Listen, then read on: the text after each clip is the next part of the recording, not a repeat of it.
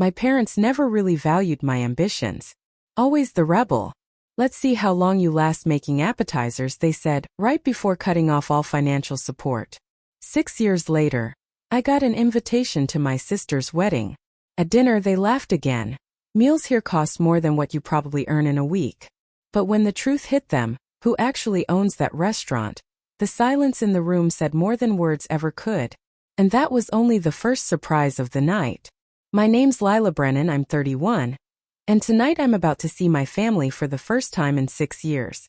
They're all gathering at Alohan, one of the most upscale restaurants in the city, for a dinner celebrating my sister Camille's engagement. But what they don't realize is how much my life has transformed since I walked away. Sometimes the toughest tables to book aren't in restaurants. They're the ones where your past is already seated. Before I dive into the full story, let me know in the comments where you're tuning in from. And if you've ever had to earn the respect of people who should have supported you from the beginning, don't forget to like and subscribe. Growing up in North Belhaven, Virginia came with a very specific script in my family. The Brennans didn't just have money, we were considered a legacy. My parents, Teresa and Gregory, shaped their whole identity around social markers. The perfect address, elite schools, and polished careers. Our massive colonial home was often the site of charity events where my mom would show us off like trophies. Her pride in us always seemed tied to how well we matched her version of success. The Brennan kids are destined for greatness, she'd proclaim at garden parties while my father nodded behind his glass of whiskey. Camille had Hanover University law lined up. Nolan was already being called a future investment banker thanks to his math skills. And when guests turned their attention to me, the middle child, my mother's smile would stiffen just slightly. Lila has a creative streak. She'll figure something out, she'd say. Translation. I was the one who didn't quite fit the mold. While Camille excelled at debate and Nolan brought home math awards, I found joy in an unexpected place, our kitchen. It belonged to Ivana, our housekeeper from Greece, who saw something in me that no one else did. Genuine passion. You were made for this, she'd tell me, as we kneaded dough or chopped vegetables side by side. The way you smell, the way you taste, you understand food in your bones. By 13, I was inventing my own dishes. By 16, I was hosting secret dinners for friends when my parents were out of town. The kitchen became my hideaway, the only place I felt truly at home. When I brought up culinary school during my junior year of high school, my dad shut it down instantly. Cooking's for staff, he said flatly. Brennans hire chefs, we don't become them. To keep the peace, I applied to business programs. I ended up at Whitmore just like my dad and grandfather. Still, I found ways to stay close to food. I took electives in food science and nutrition, courses I could frame as relevant to business. I even ran a secret supper club from my apartment, charging for 5-course meals to fund weekend cooking workshops with local chefs. That double life kept going until grad school. 6 months into an MBA program I couldn't stand, something happened that changed everything. Chef Philippe Moreau, a legendary French chef with 3 Michelin stars, came to campus for a lecture. He tried one of my dishes at a catered university event and pulled me aside afterward. Who taught you to make a reduction like this? He asked, his accent thick but his tone serious. I taught myself. I told him books, videos, trial and error. He handed me his card.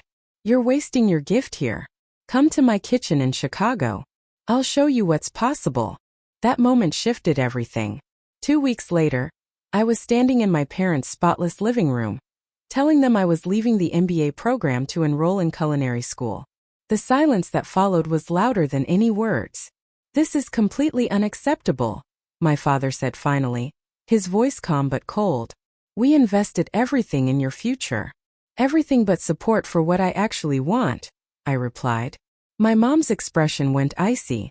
If that's really your decision, we won't be able to offer the same level of support. Camille, home from law school, let out a short laugh. Always the rebel. Let's see how long you last making appetizers. Nolan, already working at a top firm, just looked uncomfortable. That night, I walked out with only my savings and a suitcase. The years that followed were tougher than anything I'd faced before. I worked 18-hour days, shared a cramped apartment with 3 other people, and took out loans for school. But under Chef Philippe's guidance, I flourished. The rhythm, pressure, and artistry of the kitchen lit a fire in me that business school never could. Then came the break that changed everything. An investor who tasted my food at one of Philippe's events approached me with a proposal. 2 years ago, Alohan opened, with me as the executive chef and part owner. 6 months later, I bought out the other partners and took full control.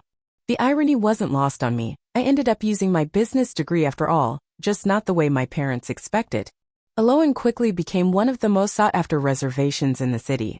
Just last month, Epicurean Journal featured us in their Future of American Cuisine issue. Despite all that, I kept my distance from my family. We'd exchanged the occasional stiff phone call or a holiday card here and there, but nothing real. They knew I worked in food, just not how far I'd come. And that was by choice. I wanted my achievements to be seen for what they were, mine, not as some attempt to finally win their approval. So when I opened the embossed invitation to Camille's engagement dinner, I was genuinely caught off guard. Even more surprising? The location, my own restaurant. Of course, they had no idea it was mine. Most likely, they picked it because of its prestige and exclusivity. It had all the right ingredients to elevate their image. After several days of going back and forth, I decided to attend, not because I needed anything from them, but maybe to finally turn the page. 6 years of distance had changed my outlook. I was grounded enough in who I'd become to sit across from them without falling apart. What I hadn't expected was the strange mix of pride and discomfort I'd feel watching them critique dishes I had crafted with so much care. But that's exactly what I walked into as I stepped through Alohan's heavy glass doors, slipping back into the role of the family outlier, one final time. The signature scent of Alohan wrapped around me instantly, warm saffron, a hint of reduced wine, and the fresh herbs I insisted on having delivered twice a day. Usually that aroma anchored me. Tonight, it just made my nerves spike. I'd chosen my outfit with precision, a sleek black dress by Diane von Furstenberg and a delicate pearl necklace that once belonged to my grandmother. The look was subtle and refined, though I knew my image-conscious family would probably see it as trying too hard on a tight budget. My hair was pulled back into a neat chignon, which I could already imagine them interpreting as a lack of funds for a proper stylist. Damon, my lead server, caught sight of me right away. His brows lifted slightly in silent question. It wasn't often I came through the front like a guest. I gave him a small shake of my head and mouthed, "Not yet." He nodded once and moved on without a word. From the entryway, I spotted them immediately. They'd claimed the center table, naturally, and sat perfectly staged like a portrait of wealth. My mother wore Chanel, my father was squinting dramatically at the wine list, and Camille was decked out in what had to be fresh off the runway Gucci. Seated beside her was a man I didn't recognize, Colin, I assumed. His hair was slicked back, and a flashy watch on his wrist caught the light with every subtle movement. Nolan and his wife Rachel rounded out the group, both dressed in tailored workwear like they'd come straight from back-to-back meetings. Bianca, our hostess, approached with her usual grace. "Good evening, Ms." She paused, catching herself just in time. "Your party is already here. Would you like me to escort you?" "Thanks, Bianca," I said quietly, grateful for her professionalism. As we walked toward the table, my mother spotted me first. Her eyes did that familiar scan from head to toe, calculating the perceived value of every detail about my appearance. And clearly finding it lacking. "Dar," she said, rising to air-kiss both cheeks. "You finally arrived. We were starting to wonder." "I'm right on time, Mother," I replied, checking my watch. 6:45 exactly. My father stood and gave me a stiff hug that ended in a clumsy pat on the shoulder. "You're looking healthy," he said. Which, in Brennan terms, meant I'd lost the ultra-thin figure they considered ideal. Camille barely moved, offering her cheek from her seat. "This is Colin," she said flatly as her fiancé stood to shake my hand. His grip was overly firm, textbook power play. Princeton undergrad, MBA from Langford Business School, he told me right away. "Just made junior partner at Goldman." "No, nice to meet you. No, I've heard about you." "Just a resume." That was the Brennan version of connection. Nolan greeted me with a bit more warmth, though Rachel's smile looked forced. Later, I'd find out she was the one who had chosen the restaurant and was nervous it wouldn't meet the family's sky-high standards. "Well, my mother said as I took the final seat, we've already ordered the champagne. I hope that's all right." I glanced at the label, second most expensive bottle on our list. Flashy but not over the top. Exactly their style. Around us, the restaurant buzzed with the energy I had worked so hard to cultivate. Lighting low enough to feel intimate, but bright enough to admire the artistry of each plate. The room had the perfect hum, just enough background noise for privacy, but clear enough for conversation. Tables spaced with care, close enough to feel alive, far enough to feel exclusive. Every one of those details had been my call. From the weight of the napkins to the curve of the custom chairs, designed to make people linger comfortably. I caught the quiet shift in my team as they recognized me seated with the guests. Leo, our sommelier, approached the table with the champagne. He met my gaze briefly, his raised eyebrow asked a silent question. Should he acknowledge me? I gave the faintest shake of my head. Excellent choice, he said smoothly to my father, presenting the bottle with his usual elegance before pouring. We're here to celebrate an engagement, my father added, hoping for a little extra attention. Congratulations, Leo replied graciously. Eloan is honored to be part of such a meaningful evening. I'm surprised you managed to get a table, I said casually. I've heard this place is almost impossible to book. Colin leaned in with a smug grin. I know people, he said with a wink. I called in a favor from a client who's tight with management. I bit my tongue. That client was probably Darren Schultz, one of our regular investors who occasionally asks for favors. I made a mental note to follow up with Darren about Colin's connection. Well, that was clever of you, I said, lifting my glass. To Camille and Colin. My father raised his glass and called them a perfect pair, toasting to what he called a brilliant future. We all clinked our glasses and I took a careful sip, noting with quiet satisfaction that the champagne had been served at exactly the temperature I trained my staff to maintain. That's when my mother set down her flute and turned toward me with practiced poise. So Lila, she began, her voice casually sharp, what have you been up to these last few years? You've been so mysterious. 5 sets of eyes turned in my direction. I could feel them taking mental notes ready to assess. I've been working in food, I said plainly. Learning. Growing. Camille let out a breathy sigh, as though I'd just admitted to a bad habit. I thought for sure you'd have moved on to something more meaningful by now. Nolan chimed in, trying to sound neutral but falling short. Not everyone suited for the corporate track, I guess. Colin looked genuinely puzzled. So what is it you actually do? Line work, catering, different roles, I replied with a shrug. I've worn a lot of hats. Well, we're just glad you found a way to support yourself, my mother offered, her tone laced with the same polite condescension I remembered too well. Though of course our doors always open if things ever become too difficult.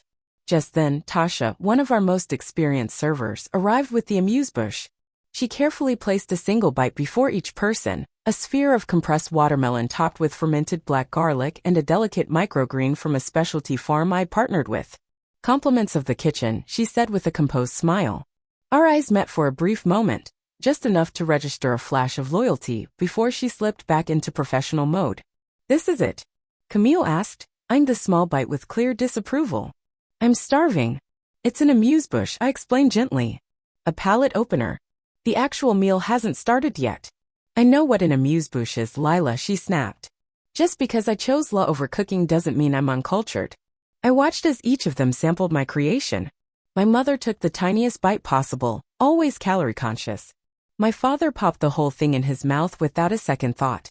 Nolan and Rachel at least seemed to appreciate the flavors. Colin made a show of dissecting the bite like a food critic, tossing around terminology that didn't quite apply. Only Camille left hers untouched. I don't do raw garlic, she announced.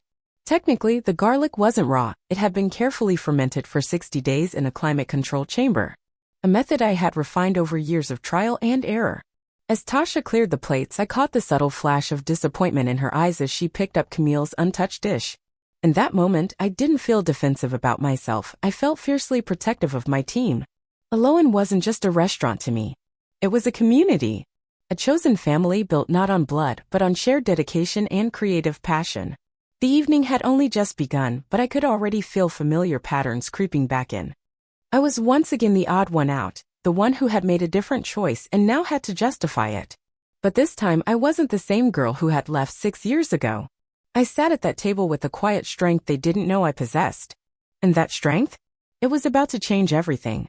So tell me about the wedding plans, I said, smoothly redirecting the spotlight back to Camille as the first course was placed in front of us. A delicate arrangement of heirloom tomatoes, house-made ricotta, and basil oil, something I'd refined over months of testing and tweaking. Camille lit up. We've booked St. Adelaide Chapel, of course. The reception will be at the Belhust, 90 guests for now, though Mom thinks we should cut it to 300. My mother jumped in. The Langford Smythes still aren't speaking to the Pendletons after that yacht incident, so we can't seat them near each other. I had to fight back a smile. The gravity they assign to these social chess moves never ceased to amuse me. 375 sounds a bit excessive, I said, sampling the dish. Colin leaned in. It's not just a party, it's networking. Half those people are relationship capital. Exactly, my father agreed. Colin understands the importance of social positioning. A wedding like this opens doors. And what about you, Lila? Camille asked suddenly, her tone clipped. Any plans in your future? Or are you still too caught up in your cooking? I noticed she hadn't touched her plate, nudging the tomatoes around like an afterthought.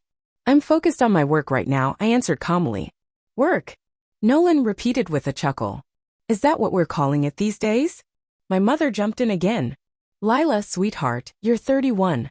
Surely you've thought about settling down. There's that charming son of Teresa Crane's, he works in hospital administration. Very secure future. I'm not interested in being set up, I replied, keeping my tone even. Well, just know that the older you get, the narrower the options, she pressed. Especially given your situation. Before I could respond, Tasha returned to clear the plates.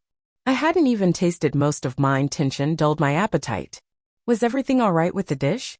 Tasha asked, noticing Camille's untouched plate. Too acidic, Camille replied, barely looking up. And the tomatoes could have been riper. I clenched my jaw. Those tomatoes had been handpicked just hours earlier from a farm that grew exclusively for us. I'm sorry to hear that, Tasha replied, all grace and composure. I'll make sure the kitchen is aware. Next came the second course, seared scallops with brown butter emulsion and pickled ramps. It was a spring seasonal dish I took special pride in.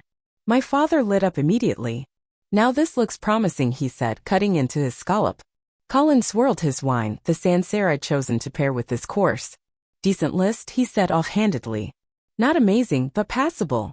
As Leo passed by, he caught the comment and glanced at me. I offered him a quiet smile. Leo had turned down offers from world-renowned restaurants, including some with 3 Michelin stars, to work with us. So Lila, Rachel began, clearly trying to loop me back into the conversation. Nolan mentioned you're working in food, but he didn't say exactly what that means. Before I could respond, Camille jumped in. She's probably hosting somewhere, right? Using that degree to greet tables and hand out menus. Actually, I started to clarify. No shame in that, my father cut in. Everyone starts somewhere. Though by now I'd hoped you'd have made some progress. I have, I said quietly. Oh? What is it now, assistant manager at Applebee's? She gave a short laugh, clearly amused by what she said. Camille, Nolan said gently, a rare flicker of support. What? She replied, clearly unbothered. She walked away from a top education for a side project. Actions have outcomes. I took a slow sip of my wine, letting the familiar notes calm my nerves. So how's the legal world treating you, Camille? I asked. Still with Carrington and Price? Her expression tightened ever so slightly. I'm between roles at the moment, she replied. Taking some time to focus on planning the wedding. She was putting in too many hours, Colin added smoothly. I told her once we're married, there's no need to run herself into the ground at a firm. She can get involved in charitable work, like my mother does. I noticed a flicker of something behind Camille's eyes, maybe irritation or hesitation, before she quickly masked it with a polite smile. The third course arrived, hand-rolled tagliatelle with spring peas, pancetta, and mint. It was one of our standout dishes, even featured in Food and Wine. My mother gave the plate a glance and frowned. The portion sizes here are outrageous, she said, unimpressed. All this fuss and it's just 3 bites. It's about the experience, mother, I replied. The tasting menu is meant to guide you through different textures and flavors. In my day you got a real meal for your money, my father muttered. This trendy stuff just seems like a way to charge more for less. Across the table, Colin picked up his fork and cut the pasta into pieces instead of twirling it, shredding the delicate strands I'd hand-rolled that morning. So tell me, Camille said abruptly, how are you even affording a place like this on a food service salary? Her voice was casual, but her eyes were sharp. I could feel everyone looking at me now. I manage my finances carefully, I said evenly. Oh, come on, she scoffed. This place isn't cheap. How are you managing it? Who are you dating? Is someone helping you cover the cost? I'm not seeing anyone, I replied, keeping my tone calm. Then how exactly are you paying for this place? She pressed. Are you racking up credit card debt trying to maintain some image? Camille, Nolan said, his discomfort obvious. No, I think we deserve to know, she continued. We all shuffled our schedules for this dinner, her idea, and it's at one of the priciest restaurants in the city. Either she's being reckless with money or she's not being honest. The fourth course arrived just in time, duck breast with cherry gastrique and farro. Chef Harper, who handled the kitchen when I wasn't on the line, had executed it flawlessly. "This duck is underdone," Colin declared after a single bite. I glanced at his plate. It was cooked to a perfect medium rare, exactly how duck should be served. "That's the ideal preparation for duck," I explained. "Medium rare keeps it tender and flavorful." "I prefer mine well done," he said, gesturing to the nearest server. Tasha stepped over and he didn't even look up. "This is raw. Take it back and have it cooked properly." I saw the flicker of frustration in Tasha's eyes, quickly replaced with her usual professionalism. "Of course, sir." "My apologies," she said smoothly. As she walked off with the plate, I caught her gaze and gave her a slight nod. She'd know not to ruin the original, just prepare a fresh one instead. "Really, Lila," my mother said once Tasha had left, "you still haven't answered Camille's question. How are you affording this dinner?" The tension was thick now, pressing in from all sides. That familiar tension returned, the same feeling I'd had at so many family dinners growing up. The kind that made me feel like I never quite fit in. But I wasn't that same unsure girl anymore. I'd built something meaningful, something entirely mine. Part of me wanted to come clean right then and there. To watch their faces as it dawned on them whose restaurant they were dining in, whose dishes they had been picking apart. But before I could make a choice, Tasha returned with Colin's new duck. This one cooked until all the complexity had been lost. "Much better," he said with a satisfied nod, though from where I sat, I could tell it was now dry and overdone. My father reached for the wine list again. "Let's get another bottle," he said. "Something a little more impressive." As Leo arrived with the leather-bound menu, my father took his time flipping through it before tapping a label near the bottom. "This one should do," he said. I knew that bottle well. It was a Bordeaux I'd personally selected during a trip to France last year, where I'd met the vintner myself. It was exceptional, but completely mismatched with the remaining dishes. "May I suggest something that would pair more naturally with the rest of the courses?" I offered. "I think I know my wines, Dar," he replied, waving me off. Leo glanced at me, silently asking how to proceed. I gave him a quiet nod. Let my father have his way, this wasn't worth pushing. As the evening went on, we made our way through the final savory course and eventually to dessert, a deconstructed lemon tart that I'd personally designed. It was one of my proudest creations. But the comments never stopped. Every dish came with a side of criticism. Every time I tried to join the conversation, it somehow circled back to highlight how I'd strayed off the proper path. By the time coffee was poured, I felt emotionally worn down. Balancing their subtle jabs with the pain of hearing them critique my team's work, it was draining.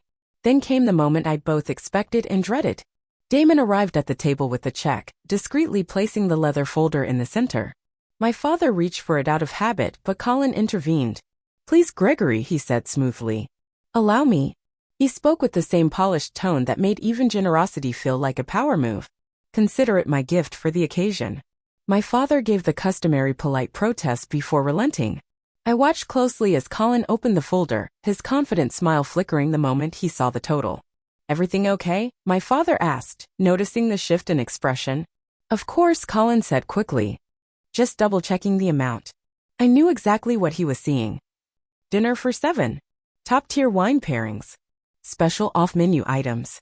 And of course that $720 bottle of Bordeaux. The total would easily exceed $2,800. Not outlandish for a restaurant of Alohan's caliber, but certainly more than Colin had anticipated. It was definitely a statement. Colin reached for his wallet, pulling out a sleek black credit card with exaggerated slowness, making sure everyone noticed its exclusivity. Camille, perhaps picking up on his discomfort, saw the moment as a perfect time to circle back to her earlier dig. "So Lila," she said with syrupy sweetness, "you still haven't explained how you're contributing to this extravagant dinner. We'd hate for you to be putting yourself in a tough spot just to keep up appearances." Once again, all eyes shifted toward me. The familiar dynamic snapped into place: Camille, the golden child, and me, the one they still saw as barely scraping by. "I can cover my share," I said simply. "Can you?" she pressed, leaning forward slightly. "Because we all know what jobs in food service usually pay. Can you really afford this place?" The table went quiet. The question lingered, pointed enough to make even my parents shift in their seats. "Camille," my mother murmured, gently trying to redirect. "No," Camille insisted, eyes locked on mine. "I think we deserve some honesty." We've been sitting here pretending everything's fine, like Lila didn't walk away from her education and end up in a struggle.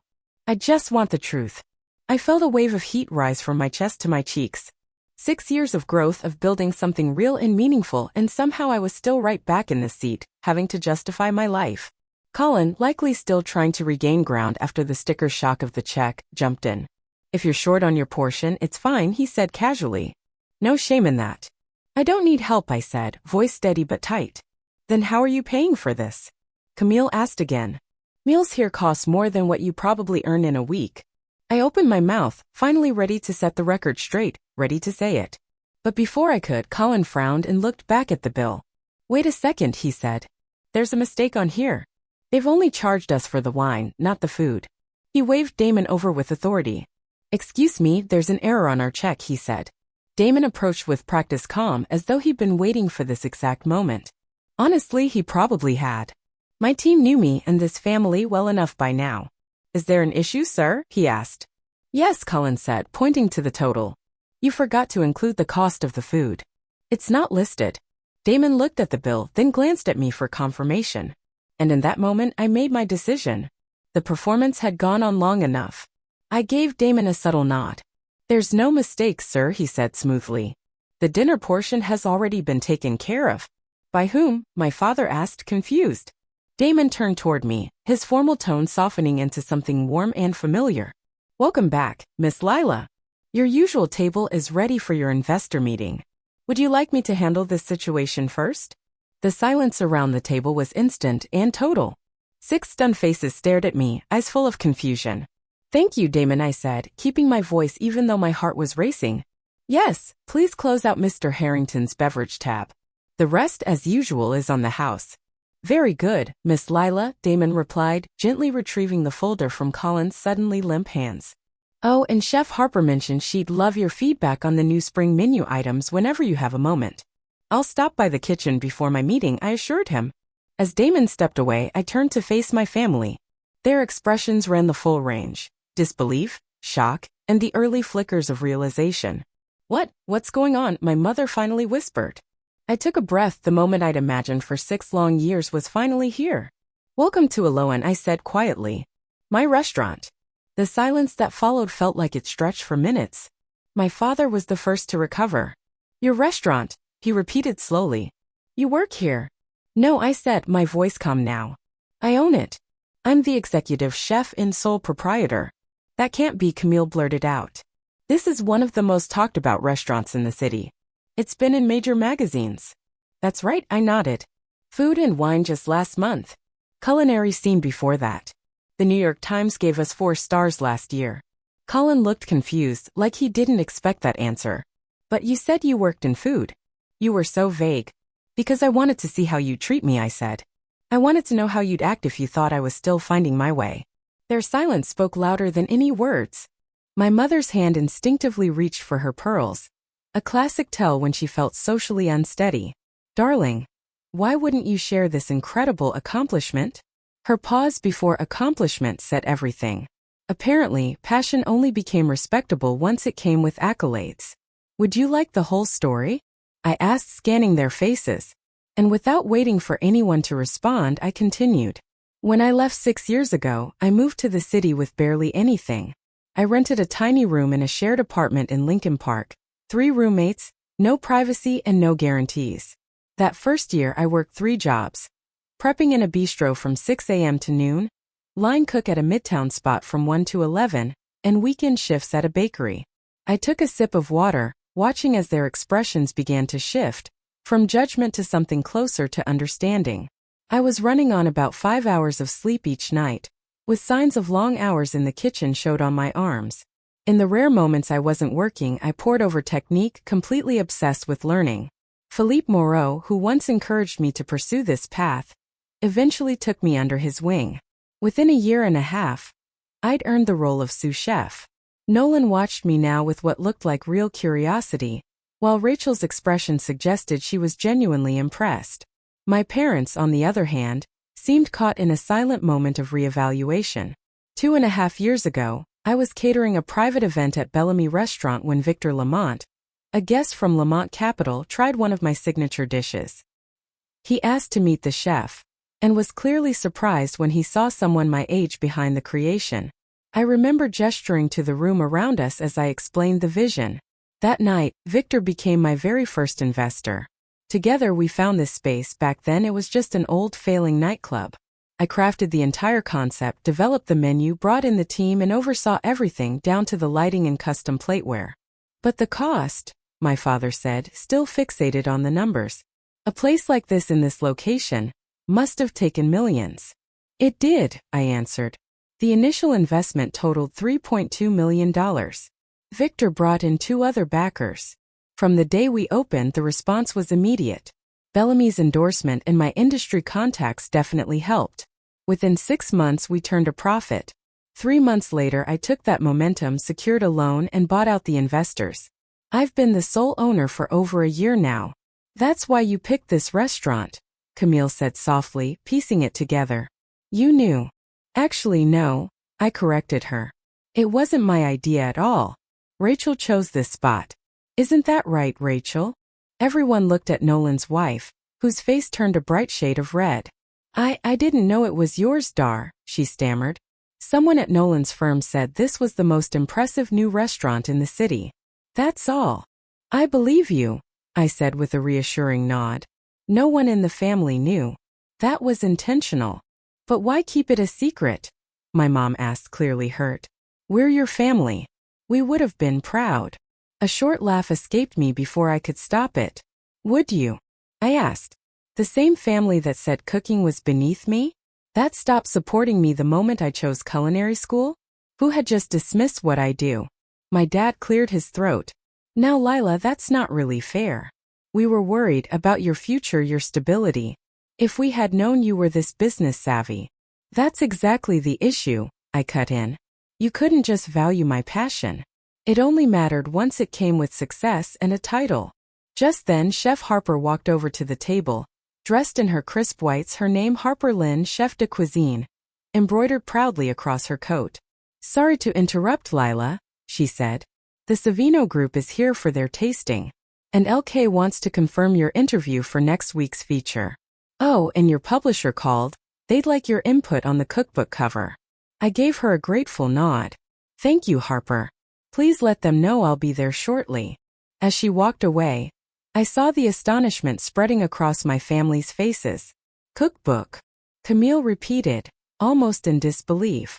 It's coming out this fall through Brindle Press, I confirmed. 115 recipes, with personal stories included. Lila.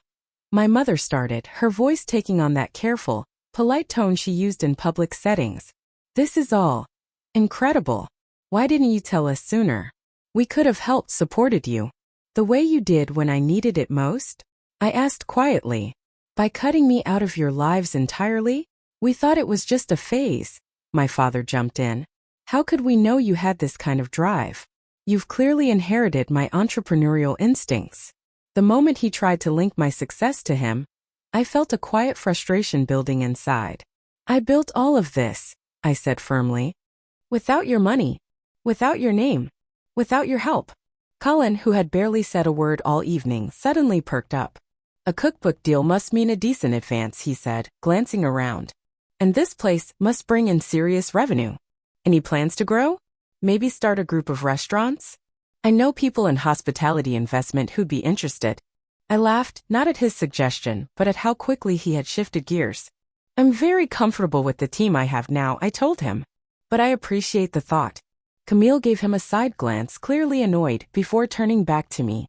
So all this time, while I assumed you were just scraping by, you were actually building all of this? That's right, I answered, keeping it simple. And tonight, she went on, her tone tightening, you let us sit here criticizing the menu, the wine list, the portions, while knowing it was yours?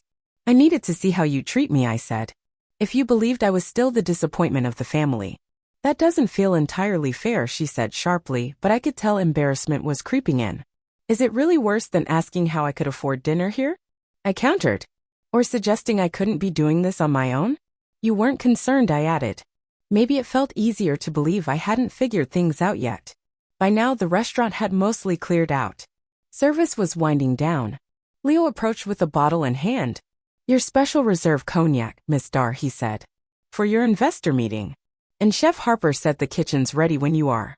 Thanks, Leo, I replied. Please let her know I'll join her in about 10 minutes. As he stepped away, I turned back to my family, still stunned into silence. I've got a business to run, I said, standing. Thank you all for coming tonight. Lila, wait, my mom said quickly. Please don't end the night like this. Let's celebrate. Maybe brunch this weekend. I looked at her then, really looked, and for the first time I didn't see the woman who had loomed over my childhood. I just saw someone trying to hold on to her place in the story. I'll think about it, I said gently. But right now I've got investors waiting. And a kitchen that needs me. As I turned to leave, Nolan stood too. Lila, he said, his voice softer than the rest. What you've done here, it's extraordinary. I'm sorry I didn't support you earlier. Of all the things said that night, his felt the most sincere. I gave him a small nod and walked away, from the table where everything had just changed. I hadn't made it 10 steps before I heard quick footsteps behind me. Turning, I saw my mother rushing to catch up, her usual polished composure starting to falter. Lila, please, she said quietly. You can't just drop all this and walk away. We need to talk about it. I glanced over at the private dining room where my actual investors were gathered, discussing funding for my next restaurant project. I have a meeting, Mom, I said calmly. Then postpone it, she urged. This is family. Family hasn't exactly been a priority for you these past 6 years, I replied, keeping my tone even. My professional responsibilities don't suddenly disappear just because you've decided my career finally deserves your attention. By then, the rest of the family had followed her, forming a hesitant group near the bar. My father looked distinctly out of place, clearly unaccustomed to not being in control. Camille's face shifted between annoyance and what might have been a flicker of admiration. Maybe we could talk more tomorrow, my dad offered in his usual calm, businesslike tone. Dinner at our place, we have a lot to catch up on. We'd love to explore ways to help you expand, Colin chimed in, his enthusiasm returning. My firm actually specializes in. I don't need your help, I said, cutting him off. I didn't create this to prove anything, I built it because it brings me real fulfillment in what I'm good at. The fact that it turned into a success doesn't suddenly make my passion more valid than it was 6 years ago. No one's saying it wasn't valid, my mother backtracked gently. We're just really proud of everything you've done. Proud? I asked, looking at her. Or are you just relieved that my choices no longer make for uncomfortable conversation? She winced, and that told me I'd touched a nerve. That's not fair, my father interjected. We've always wanted what's best for you. No, I said quietly. You've always wanted what fit your version of my future. That's not the same thing. Just then, Harper stepped up beside me, and I silently appreciated her timing. The Redgate group is asking if you'll be joining them soon, she said in a low voice. I'll be there in 5, I promised. She gave a slight nod and walked away. I turned back to my family. I need to get going. Camille stepped forward, her voice softer than usual. I owe you an apology, she said. The things I said tonight, they weren't kind. They were honest, I replied. And that's one of the few bright spots tonight. I got a clear view of how I'm treated when you all assume I'm struggling. That's not fair, Nolan said, stepping in. People form opinions based on what they know. We just didn't realize. You didn't know I'd succeeded, I clarified. But you also didn't care enough to know I was doing something I loved. And that alone should have earned at least a basic level of respect from my own family. Silence fell over the group, heavy and telling. You're right, my dad finally admitted, surprising me. We should have supported your passion, no matter where it led. Coming from him, that meant something. Gregory Brennan wasn't one to admit mistakes easily. So where does that leave us? My mom asked, her voice unsure, a rare thing to hear from her. I paused, taking a deep breath. No matter what had happened, they were still my family. The pain was real, but so were the memories and the ties. I had never set out to cut them off completely. I just needed space to grow without constant judgment hovering over me. I don't know yet, I said truthfully. But one thing's clear, if we're going to have any relationship moving forward, the terms have to change. I'm not the black sheep trying to earn your acceptance. I'm a successful chef and business owner, and I deserve the same respect you'd give anyone else in my position. Absolutely, my father agreed quickly. That also means no more comments about my life choices. No advice I didn't ask for. And definitely no trying to use my restaurant to make connections. I looked directly at Colin, who at least had the decency to look a little sheepish. About Camille's wedding, my mom began cautiously. What about it? I asked. We'd still love for you to attend, Camille said. Her voice was gentler now. As my sister, not as the version of you we imagined before tonight. I studied her face, trying to see past the rivalry and criticism. Despite everything, there had been good memories, childhood secrets, helping each other through heartbreaks, and side jokes only we understood. I'll be there, I said. Then after a short pause I added, and if you'd like, I could host a dinner for the wedding party here at Eloan. As a gift. Camille's eyes widened. You'd really do that? Even after all this? You're still my sister, I said simply. But just to be clear, this isn't about proving anything. I'm offering something I'm proud of on my own terms. I understand, she said softly. And I'd be honored. It was the first real smile we'd shared all evening. Now I really do need to go, I said, nodding toward the private room. Of course, my dad said. Your business takes priority. Not always, I corrected. But tonight it does. As they gathered their things to head out, I added, I'm free for brunch on Sunday. Not at your club, though. There's a small spot in the Willow Court I'd love for you to try. We'll be there, my mom said quickly, visibly relieved by this small step forward. I watched them file out, their expressions thoughtful, their views clearly shaken. As the door shut behind them, I let out a slow breath, feeling unexpectedly lighter. Harper returned to check in. Everything okay? Getting there, I said with a smile. Family's complicated. Tell me about it, she laughed. My mom still tells people I'm helping out at a restaurant, like I'm helping out at a summer job.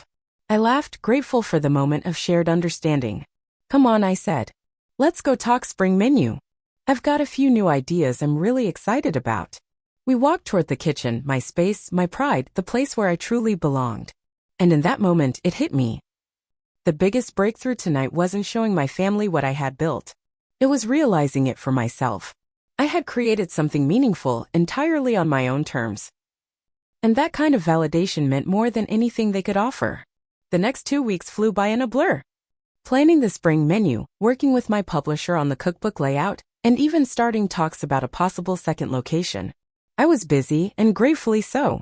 But the dinner with my family still lingered in my mind. It kept popping back up in quiet moments, asking for reflection. And Sunday brunch turned out to be surprisingly. For brunch, I took my family to Nora's, a cozy, tucked-away spot run by a former colleague from my early line cook days. At first, my parents looked visibly uneasy, worn chairs, graffiti-covered walls. It was far from their usual scene. But the food, simple yet beautifully prepared, quickly won them over. I had no idea eggs could taste like this, my dad said, sopping up the last of his shakshuka with freshly baked sourdough. It wasn't a total transformation, but it was something. A small shift. A new beginning. Now back at my usual table after closing hours, I watched the team wrap up the night's final tasks. Tasha was counting the till, softly humming to herself. Damon and Leo were in deep discussion over wine pairings for tomorrow's private dinner. Harper had left an hour earlier after we put the finishing touches on the spring menu updates. My phone buzzed, a message from Camille. Wedding chaos. Florists just doubled their quote. Any chance you're free for coffee tomorrow? Could use real advice from someone who won't just tell me what I want to hear. I let out a quiet smile at her unexpected openness. Another small step. I replied with a time and place. My relationship with my family was evolving into something I never expected. Not the idealized closeness I once wished for, but maybe something even more valuable. A slow-growing respect between adults who had taken different paths. In the past 2 weeks, my mother had called me 3 times, not with rehearsed politeness, but with real questions about my work. My father sent me an article about women chefs breaking ground in the culinary world, a quiet signal that he was trying to connect with my experience. Even Nolan had reached out, asking if he could bring his kids by the restaurant someday. I want them to see that success doesn't have to follow just one version, he said. These were fragile beginnings, not grand gestures. But I was learning that healing rarely shows up in dramatic scenes. It unfolds through quiet moments in small choices that rewrite old patterns one page at a time. And the most meaningful change wasn't in how my family saw me. It was in how I had finally stopped seeing myself through their lens. The validation I used to chase now felt strangely unnecessary. I had proven what I needed to, not to them, but to myself. That clarity began to shape other parts of my life too. I recently launched a mentorship program for young culinary students from underrepresented backgrounds, offering the kind of support I had to fight so hard to find. Every Saturday morning, the Eloan kitchen transformed into a hands-on classroom for 10 aspiring chefs. Watching their curiosity and energy reminded me of where I once stood. driven, hopeful, just needing someone to believe in me. One of them, Mia, had stood out so much that I offered her an apprenticeship. Seeing her confidence build with each new technique brought a fulfillment no award ever had. Chef. Tasha's voice pulled me back to the present. We're all set for the night. Anything else you need before we head out? Nope, you're all good, I said with a warm smile. Amazing job tonight, thank you. As they called their goodnights and stepped out into the night, I remained at my usual table, notebook open to a blank page. I'd been struggling to write the opening to my cookbook. Finding words that could actually reflect this journey wasn't easy. But now, in the stillness of the empty restaurant, I finally began to write. Food has always been my clearest form of expression. When I couldn't find the right words, I told my story through flavors. When I wasn't sure where to go next, I trusted my palate. The recipes in this book are more than just instructions, they're milestones. Each one carries a moment, a lesson, a step along a path that chose authenticity over approval. 6 years ago, I stood at a crossroads between what others expected of me and what truly lit me up inside. Choosing passion came with a cost, but it also led to a life more nourishing than I ever imagined. Not just in success, but in discovering that real wealth isn't about outside praise or financial gain. It's about having the courage to follow your own voice, even when it whispers while doubt shouts. I placed the pen down. The words finally had started to flow. Tomorrow would bring new challenges. A tricky vendor meeting, Camille's ongoing wedding plans, and the final review for the cookbook intro. But tonight, in this rare moment of quiet reflection, I felt something I hadn't in a long time, peace. The journey had never been easy. There were nights I'd nodded off in kitchen corners from pure exhaustion. The long hours shaped me, and I carried that with quiet pride. Moments of doubt that nearly made me quit.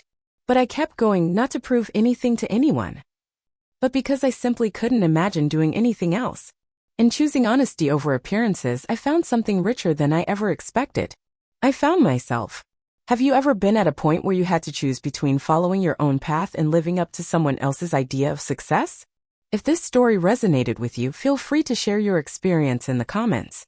Give this video a like, subscribe for more true stories of resilience, and pass it along to someone who might need a reminder. The most powerful validation doesn't come from the outside, it comes from within. Thank you for being here.